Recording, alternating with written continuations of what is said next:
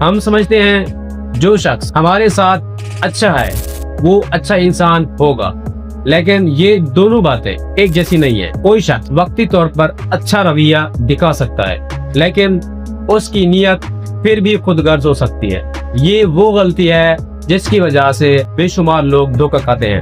انسان اعمال کے بجائے تاثرات پر یقین کرنے لگتا ہے، اور تاثرات ہمیشہ حقیقت نہیں ہوتے۔ 15ویں صدی عیسوی میں نکولو میکیاویلی نے انسانی طاقت اور رویوں کا ایک گہرا مطالعہ کیا۔ اس نے ایک اہم بات سمجھائی: لوگ حقیقت سے زیادہ ظاہری شکل سے متاثر ہوتے ہیں۔ لوگ اکثر وہی دیکھتے ہیں جو انہیں دکھایا جاتا ہے، اور یہی وجہ ہے کہ بہت سے لوگ اصل نیت کو دیکھنے سے محروم رہ جاتے ہیں۔ آج بھی یہی اصول کام کرتا ہے۔ کچھ لوگ اپنے الفاظ کو بہت احتیاط سے استعمال کرتے ہیں۔ وہ جانتے ہیں کہ انسان قانون سے زیادہ دل سے سنتا ہے، اسی لیے وہ وہی بات کہتے ہیں جو آپ سننا پسند کرتے ہیں۔